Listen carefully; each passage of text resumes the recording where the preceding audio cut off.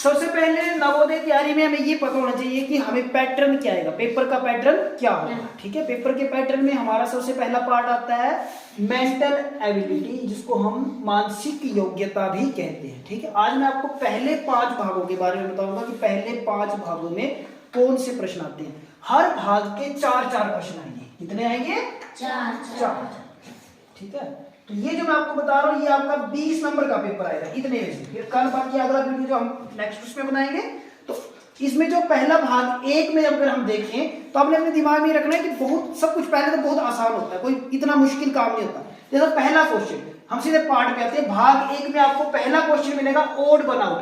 Odd one out में आपको कुछ नहीं करना होता, यहाँ पे आपको ऑप्शन दिए गए होते हैं 1 2 3 4 और OMR शीट में आपको उसमें से एक आंसर, पहले का आंसर आपको बॉक्स में भरना है कि सही कौन है गलत कौन है, पहला दूसरा या तीसरा। इस तरीके के ऑप्शन दिए हुए होंगे आपको 2 3 4। इसमें आपको बताना कौन सा ओड बनाओ, मतलब जो इनमें से चारों में से अलग है। देखिए हम कैसे बता पाएंगे कि तो मैंने आपको आसान सा लिख दिया, कोई हो सकता है मुश्किल भी आ जाए, किसी भी तरीके का आ सकता है। ठीक है, वो फिगर में भी हो सकता है, वो अल्फाबेट में भी हो सकता है, वो नंबर में भी हो सकता है, पर आपको उसमें से एक। तो मैं एक ही क्वेश्चन आपको यहाँ पे बता रहा हूँ, बाकी मैंने आपको पहले बताया हुआ है। जैसे KIT, TIK, ITK, IKC, तो कौन सा आपको अलग लग रहा है इसमें से? क्यों क्यों? देखो हाँ, सभी में KIT का ही मेल है, मगर एक ऐसा शब्द है जहां पे KIT का मेल ना होके एक C आ गया, जिसका मतलब ये क्या हुआ, अलग हुआ। तो हम इस वाले पार्ट को क्या कर देंगे, ठीक है। इसका मतलब ये 4 क्वेश्चन दिए गए, इसी में से एक आंसर होगा, बस सीधी सी बात है। इसमें आपको कहीं और नहीं ढूंढना, इस 4 में से ही आपका एक आंसर है। पहला क्वेश्चन क्लियर हुआ। ऐसे ऐसे कितने क्वेश्चन आएंगे? 4। ओड वन आउट के पहला भाग होता है, मैक्सिमम पहला होता है, कई बार आगे पीछे हो सकता है, मतलब मैक्सिमम क्या होता है, पिछले अगर हम पेपर उठाए तो मैक्सिमम ये पहला भाग ही आता है। दूसरा भाग आता है आकृति मिलान करना, फिगर मैचिंग। आपको बिल्कुल ये सबसे आसान पार्ट है, सबसे आसान पार्ट अगर मैं बोलूं तो यही वाला होता है। इसमें क्या करना होता है, आपको सेम टू सेम इन 4 में से ढूंढना होता है। ये प्रश्न समस्या है, यहाँ पे इसके उत्तर है। आपको सेम टू सेम ऐसा का ऐसा ही ढूंढना है।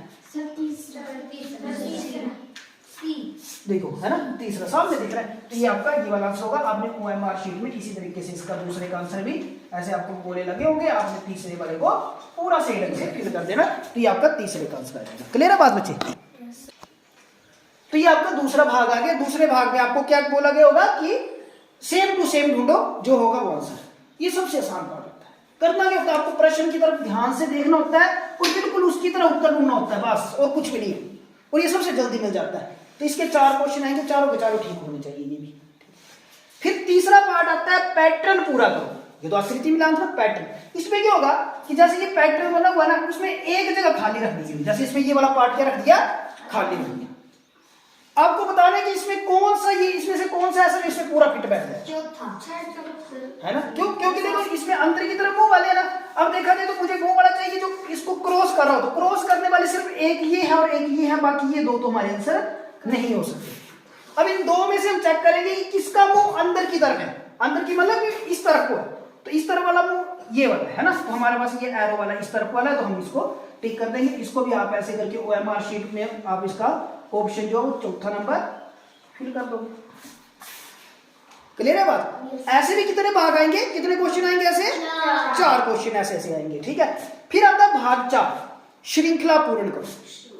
श्रृंखला पूर्ण करो में आपने क्या देखना होता है, इसमें आपको मैंने पहले बताया। श्रृंखला पूर्ण करो में आपने अपने दिमाग में एक और बात रखनी होती है कि बायां जा रहा है कि दायां जा रहा है। ठीक है दीदी, तो देखो जी कि वो कहां पे जा रहा है, बायां जा रहा है दायां जा रहा है, कितना घूम रहा है, 1/4 घूम रहा है, या एंगल में भी देख सकते हो कि एंगल में कितना घूम रहा है, 30 डिग्री घूम रहा है, 40 डिग्री घूम रहा है, बाईं तरफ घूम रहा है, दाईं तरफ घूम रहा है, क्लॉकवाइज घूम रहा है। बहुत कुछ सोच सकते हो आप इसमें, जितना आप चाहो उसमें आप इसमें थिंकिंग लगा सकते हो कि इसमें कुछ ना कुछ ऐसा बन रहा होगा जो, या तो उसमें कुछ घुमाव होगा, सीधी बात कि उसमें कुछ घुमाव होगा किसी ना किसी तरीके का। ठीक है, जैसे ये क्वेश्चन मैंने यहां से लिया प्लस माइनस गुणा भाग, ऐसे ही ना। अगले में मैं जाऊं तो माइनस यहां पे आ गया, गुणा यहां चला गया, भाग जमा, मतलब माइनस आगे की तरफ आ गया, इस तरफ आ गया, है ना, बाईं तरफ आ गया। कहाँ को आ गया? बाईं तरफ। माइनस, तो जब ये बाईं तरफ आया तो प्लस वाली जगह इस यह चला गया, मतलब हर कोई अपना इस तरफ। अब इसकी हमें घुमाव पता लग गया, इसका घुमाव कुछ इस तरफ है ना। तो इसका मतलब अब अगले केस में ये माइनस मल्टीप्लाई कहाँ उतरने वाला है? ये माइनस कहाँ जाने वाला है और प्लस कहाँ जाने वाला है?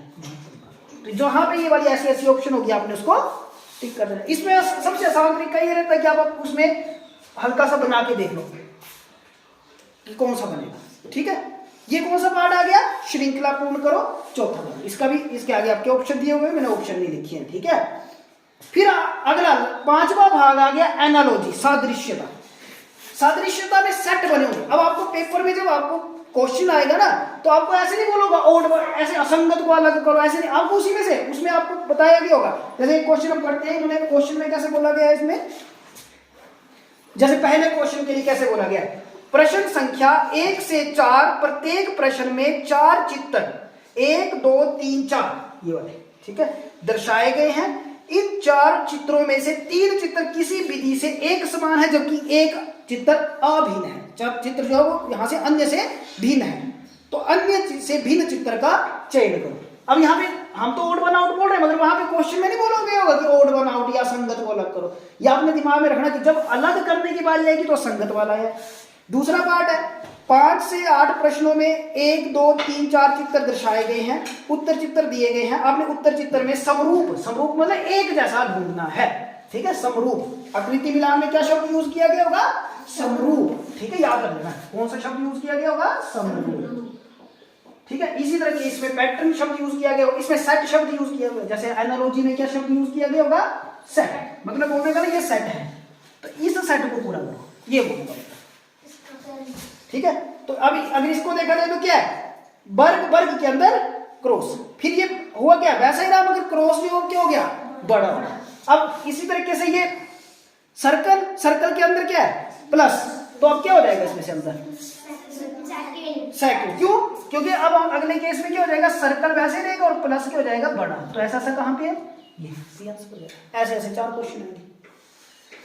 अब मेरे को ये बताओ कि आपको पहले भाग 1 से लेके भाग 5 तक पता लगा?